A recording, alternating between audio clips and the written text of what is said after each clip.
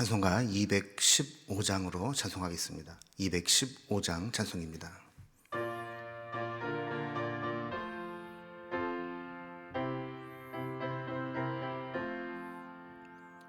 내 죄 속해 주신 주께 힘과 정성 다하니 나의 온갖 언행 심사 주를 위한 것일세. 내게 있는 모든 것을 주를 위해 바치리.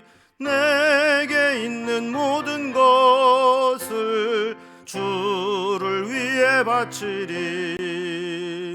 나의 손과 발을 들여 주의 명령 행하고 오직 주만 바라보며 주만 찬양하겠네. 항상 주를 찬송하며 이 몸 바치오리다. 항상 주를 찬송하며 이 몸 바치오리다. 내가 주를 바라보니 나의 영혼 밝아져. 십자가를 지신 주만 항상 바라봅니다. 십자가를 바라보며 주만 따라가리라. 십자가를 바라보며 주만 따라가리라. 신기하고 놀라워라 영광스런 왕의 왕. 나를 친구 삼아 주사 편히 쉬게 하시네. 주의 날개 보 아래 영원한 식 얻겠네. 주의 날개 보 아래 영원한 식 얻겠네.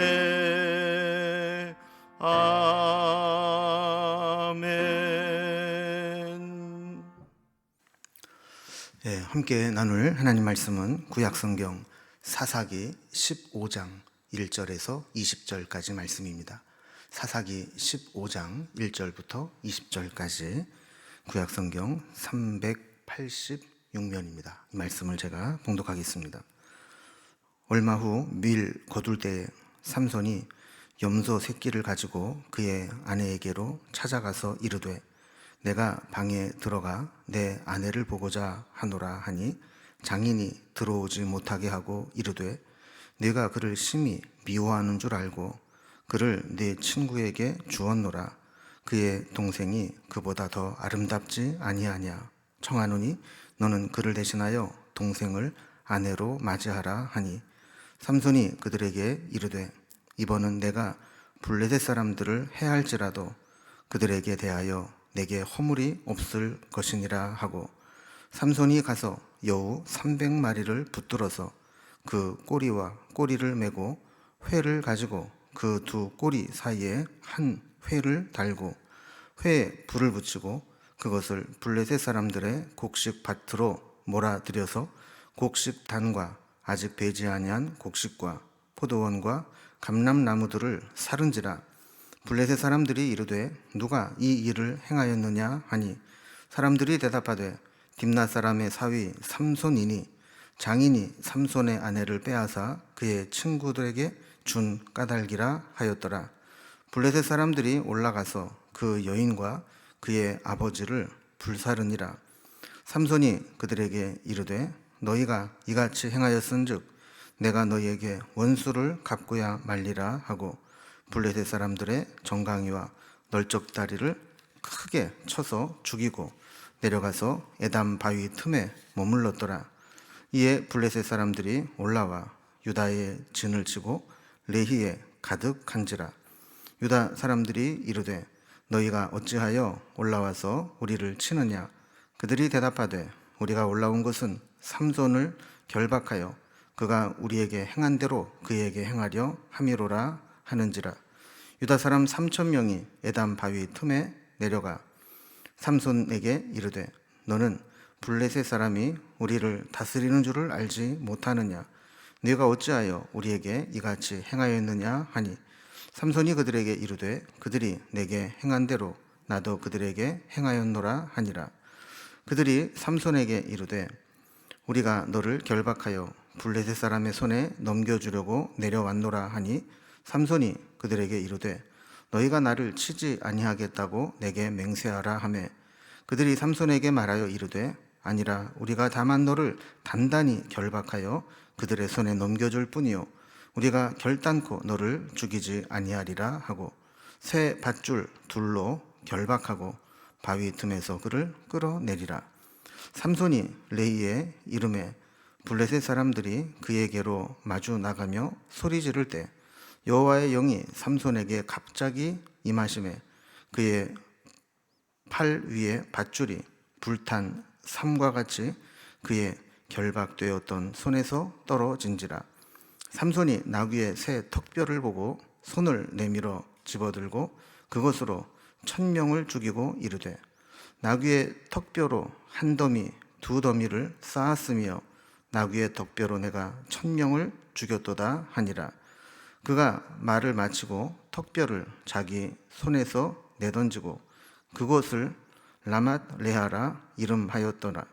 삼손이 심히 목말라 여호와께 부르짖어 이르되 주께서 종의 손을 통하여 이 큰 무리를 구원을 베푸셨사오나 내가 이제 목말라 죽어서 할례받지 못한 자들의 손에 떨어지겠나이다 하니 하나님이 레이에서 한 우묵한 곳을 터뜨리시니 거기서 물이 솟아나오는지라. 삼손이 그것을 마시고 정신이 회복되어 소생하니 그러므로 그 샘 이름을 에낙고레라 불렀으며 그 샘이 오늘까지 레이에 있더라. 블레셋 사람의 때에 삼손이 이스라엘의 사사로 20년 동안 지냈더라. 아멘. 우리 어제 본문 말씀과 오늘 연결이 되는 내용인데 어제는 이제 딥나 여인과 결혼을 통해서 이 블레셋과 싸워서 이스라엘을 구원시키려고 했던 삼손의 계획이 아내가 수수께끼의 정답을 알려주면서 이제 수포로 돌아가게 되는 내용을 살펴보았습니다. 삼손은 아내에게도 실망을 하고 또 아내를 협박해서 그 정답을 알아낸 블레셋 사람에게도 화가 많이 나서 이 사건이 있은 후에 삼손은 자기 고향 땅으로 돌아와 버렸습니다. 그러나 이제 시간이 지나면서 미우나 고우나 결혼한 몸이니 화해를 해야 되겠다 하고 생각을 한 삼손은 선물까지 준비해 가서 처가로 찾아가게 됩니다. 그런데 장인이 그 사이에 삼손에게 준 딸을 결혼식에 들러리러 왔던 자에게 다시 아내로 내어주었습니다. 이 일은 겨우 마음을 추스리고 화해하러 갔던 삼손의 마음에 더 큰 분노를 일으키게 했죠. 그래서 이 일로 인해서 오늘 엄청난 이제 싸움들이 이제 전개되게 되는데 그 내용을 오늘 살펴보게 됩니다. 오늘 본문의 내용을 좀 구분을 해보면 먼저 1절에 3절에서는 이렇게 딥나에 있는 아내를 다시 찾아와서 화해를 하려고 했던 삼손의 모습이 나오게 되고 그때 블레셋 사람들에게 자기 아내를 다시 준 것에 대해서 삼손은 블레셋을 응징하게 됩니다. 자, 그리고 이제 돌아오게 되었는데 블레셋 사람들이 이 삼손을 잡겠다고 쫓아오게 되죠. 그래서 9절부터 13절까지 보면 동족들이 삼손을 찾아와서 삼손을 결박해서 블레셋에게 넘겨주는 장면이 나오게 됩니다. 그리고 14절부터 마지막 절까지는 이렇게 동족에게 팔려서 블레셋에게 넘겨주는 그 사이에 하나님의 영이 임하게 되고 삼손은 결박했던 것을 풀어버리고 그 옆에 있던 나귀 턱뼈를 들어서 블레셋 사람 1,000명을 죽이게 되는 그런 상황이 오늘 본문의 내용입니다. 이제 조금 구체적으로 좀 자세히 살펴보도록 하겠습니다. 먼저 첫 번째 단락은 딥나의 아내를 다시 찾아온 삼손입니다. 어제 본문 14장 마지막 부분에 보면 이제 수수께끼 전략이 실패로 돌아간 후에 삼손은 극히 노해서 아버지 집으로 올라갔다 그랬습니다. 얼마간 시간이 지나면서 사람이 이제 격분했던 감정이 좀 가라앉히고 나니까 다시 이제 삼손이 처갓집으로 찾아가게 됩니다.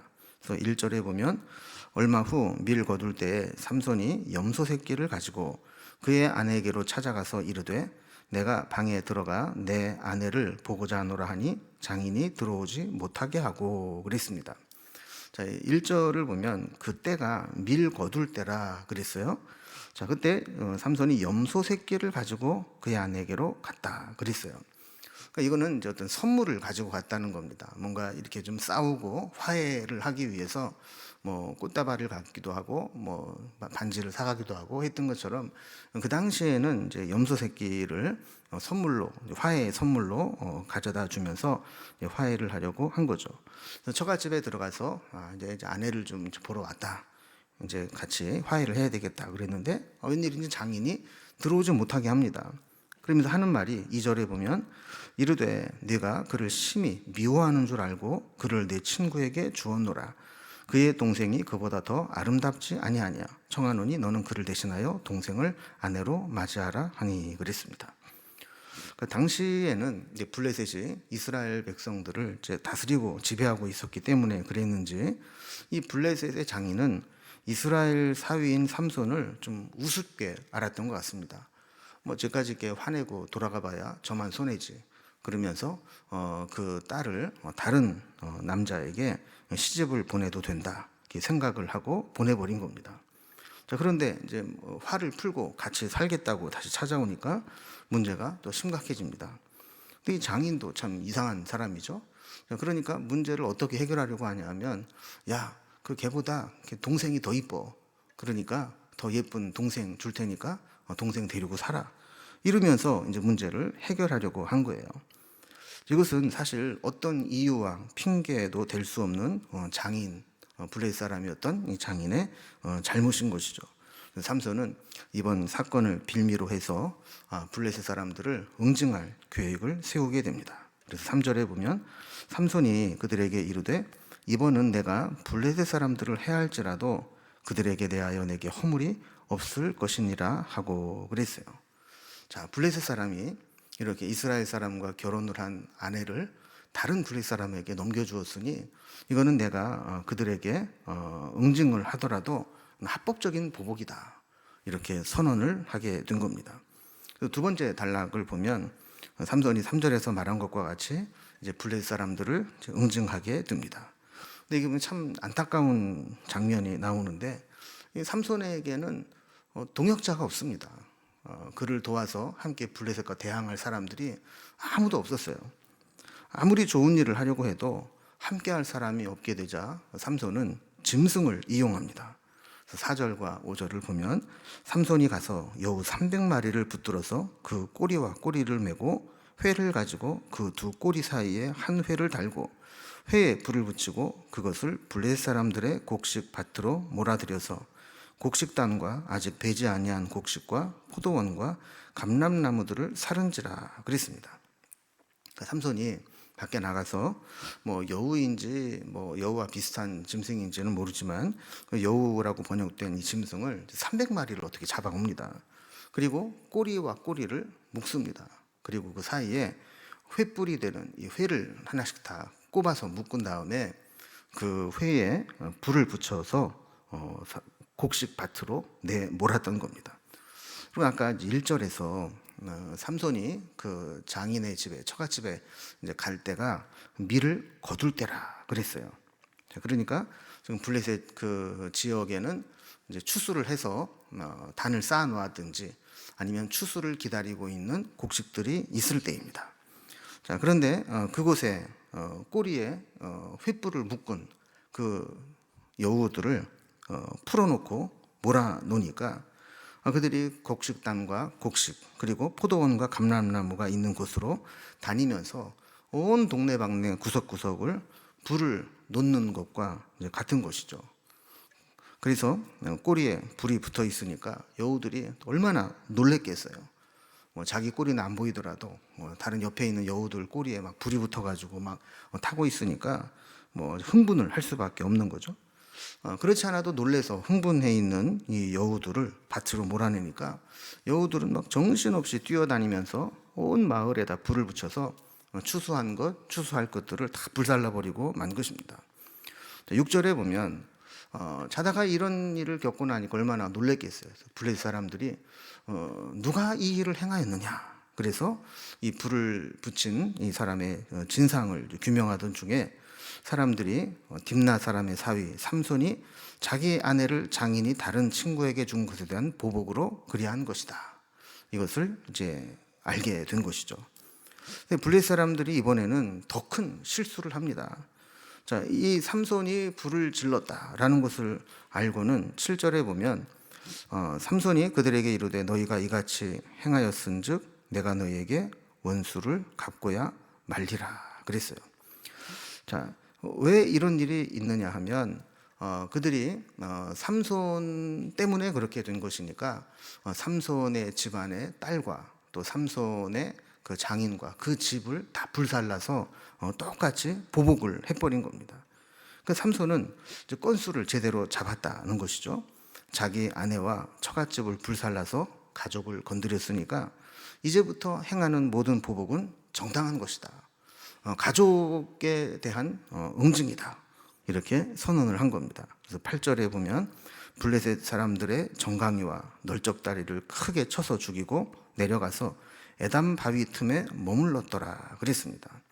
그 삼손은 블레셋 사람들을 크게 쳐서 죽이고 에담 바위 틈에 머물렀다 그래요. 그 에담이라고 하는 이제 지명이 어디인지, 에담 바위가 어디 있는지 성경에 구체적으로 나와 있지는 알 수 없지만 한 가지 분명한 것은 고향이었던 유대 땅으로 돌아왔다는 겁니다. 그러니까 마치 기습적으로 치고 빠지듯이 이 삼손이 블레셋 사람들을 크게 쳐서 죽이고는 유대 땅으로 도망 나오듯이 나와 버렸다라는 거예요. 자, 그리고 이제 이런 일이 있은 후에 이제 세 번째로 이제 동족에게 팔려가게 되는 이제 삼손의 모습이 나옵니다. 자, 아까 말씀드린 것처럼 이제 삼손에게 당한 블레셋 사람들이 삼손이 있는 곳을 찾아서 옵니다. 지도를 이렇게 보면 다시 한번 좀 정리를 좀 해 보겠는데 삼손의 원래 고향은 소라라는 땅입니다. 그리고 소라에 살고 있었던 삼손이 딥나라는 곳으로 건너가서 딥나 여인과 결혼을 하게 됩니다. 그래서 소라와 딥나 사이에 파란색으로 경계가 되어 있는 게 있는데 그건 강이 아니고 색깔을 그렇게 표시한 거예요. 그래서 당시에 블레셋이 얼마나 세력을 확장해서 유대 땅까지 쳐들어왔는지 그리고 유대들이 밀려서 어디까지 밀려왔는지 그래서 이게 경계가 되는 부분입니다. 그래서 왼쪽은 블레셋의 땅, 오른쪽은 유대가 그래도 지키고 있는 땅 그런 곳이죠. 소라에 이제 살고 있던 이제 블레셋이 딥나에 가서 결혼을 했고 딥나에서 여우 꼬리에 횃불을 매달아서 곡식과 밭을 다 불살랐다 그랬습니다. 자, 그리고 이제 치고 빠지듯이 돌아와서 에담 바위라는 곳에서 매복해서 있습니다.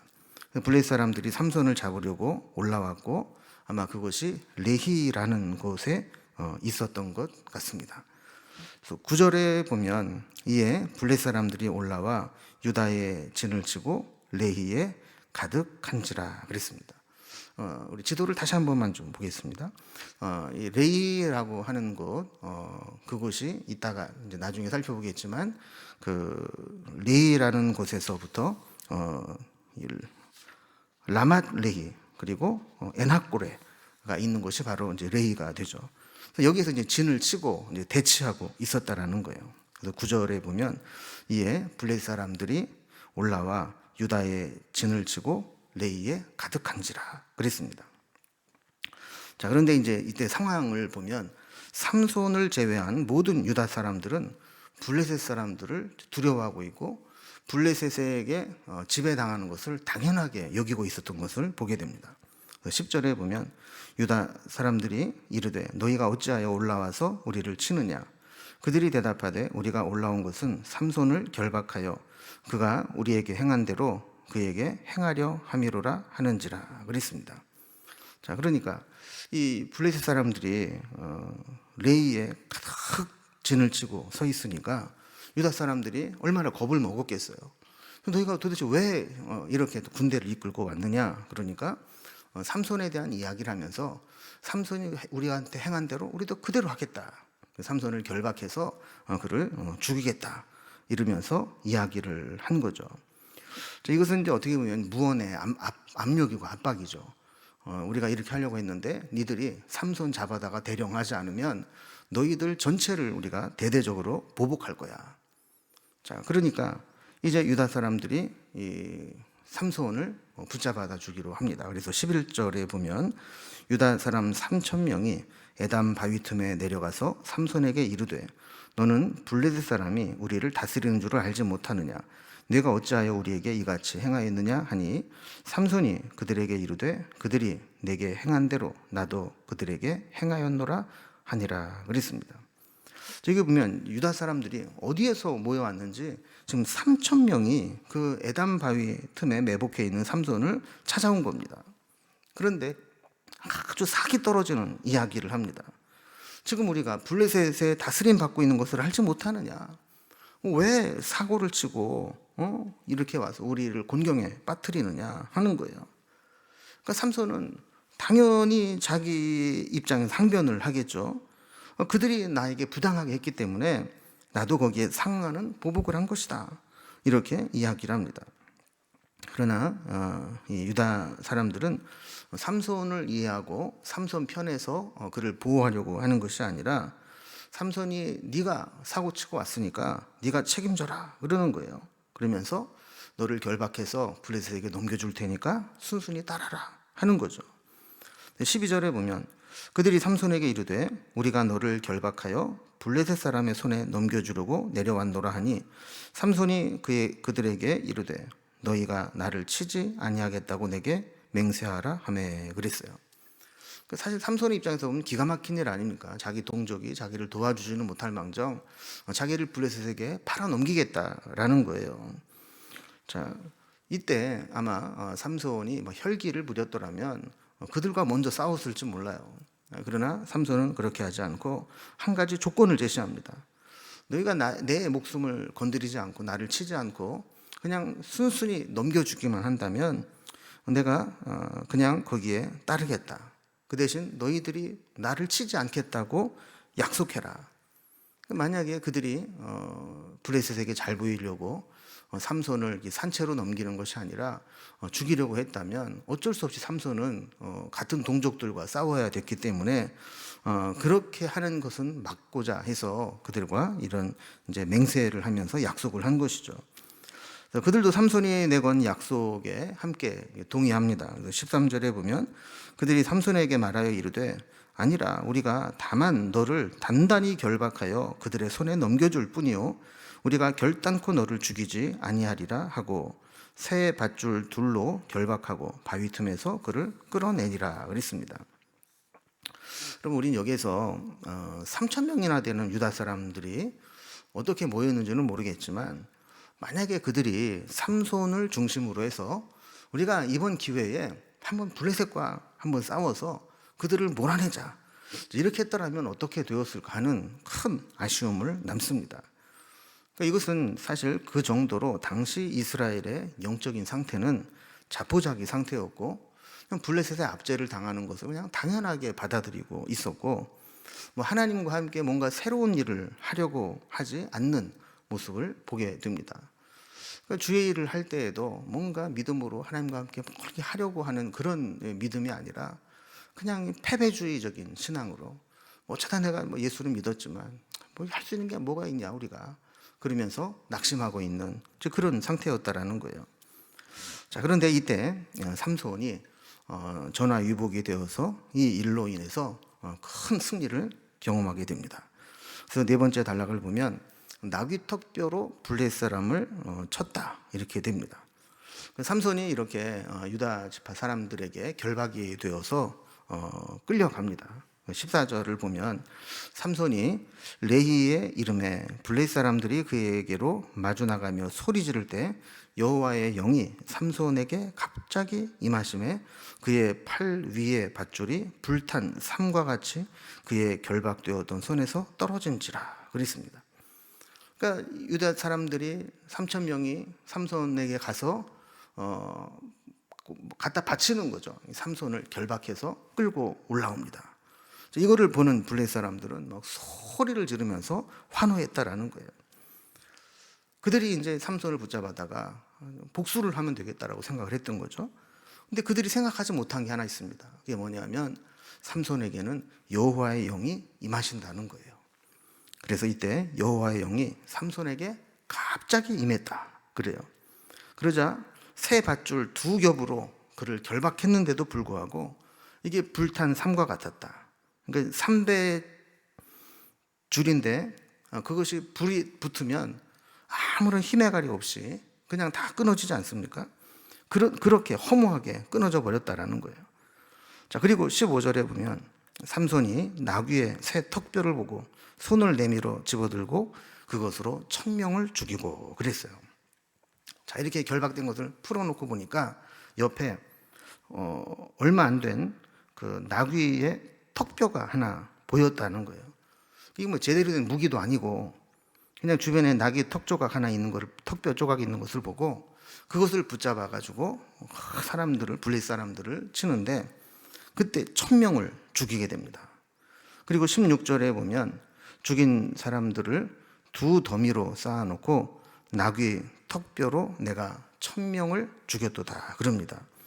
여러분 성경에 보면 이제 16절 이렇게 들여쓰기가 되어 있는데 이건 어떻게 보면 이제 그 성경의 들여쓰기는 노래 혹은 인용인데 노래죠. 그러니까 아마 노래를 만들어서 시를 지은 것처럼 그렇게 불렀던 것 같아요. 자, 그리고 17절에 보면 그곳의 이름을 라맛 레히라 이렇게 불렀어요. 레히는 이제 지명 아닙니까? 지명. 그런데 이 라맛 레히 그러면 이게 이제 산이란 뜻이 붙어서 라맛의 산, 라맛의 언덕. 이런 이제 레히의 언덕, 레히의 산. 그래서 이게 레히가 턱뼈라는 의미를 가지고 있는데 그렇게 턱뼈로 산을 이루었다. 죽인 사람들의 산을 이루었다. 이렇게 부른 겁니다. 여기서 우리는 이 삼손의 힘의 원천에 대해서 우리가 알게 되는데요. 그 삼손은 자기가 자기 힘을 컨트롤할 수 있는 입장이 아니었다라는 겁니다. 그러니까 항상 어떤 괴력을 가지고 초능력을 가지고 있다가 자기 마음에 원하는 대로 막 초능력을 행하는 그런 존재가 아니었다는 거예요. 하나님이 필요할 때 그에게 여호와의 영이 강력하게 막 갑자기 임하게 되면 그때 힘을 발휘할 수 있게 되었고 그것이 이제 끝나게 되면 다시 평범하게 돌아올 수밖에 없는 존재라는 것이죠. 그것은 우리에게도 마찬가지입니다. 우리의 힘은 항상 하나님으로부터 온다는 그런 의식을 가지고 있어야 되고 그렇기 때문에 교만해서는 안 되고 끝까지 하나님만 의지하고 매 순간마다 하나님이 공급해 주시는 힘을 의지해야 되고 또 하나님 주신 힘은 하나님만을 위해서 사용해야 된다는 것을 보여주는 것이죠. 자, 그런데 이렇게 큰 승리를 거두고 났을 때 삼손에게 갑자기 위기가 닥칩니다.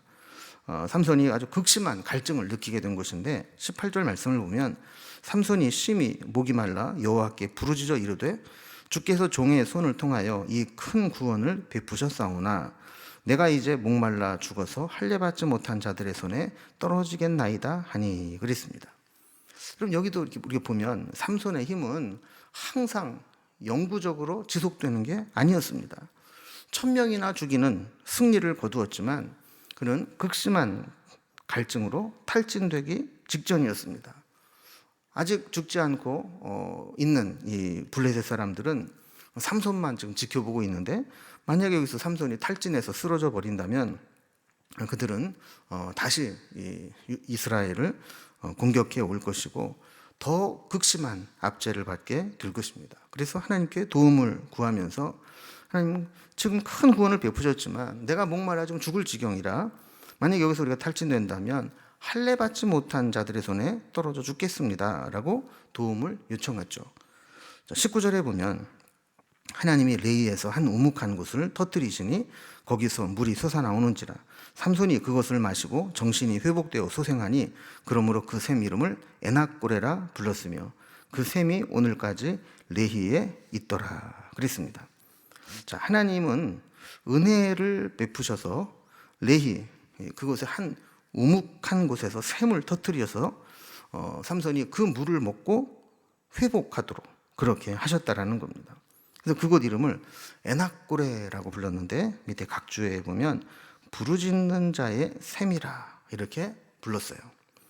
여러분, 재미있는 것은 지금 이 동일한 사건이 레이라고 하는 한 장소에서 벌어졌는데, 이 턱뼈의 언덕이라고 하는 라맛 레이도 레이에서 있었던 사건이고, 그가 탈진돼서 죽게 되었을 때 부르짖어서 샘을 얻게 된 에낙고레도 레이에 있습니다.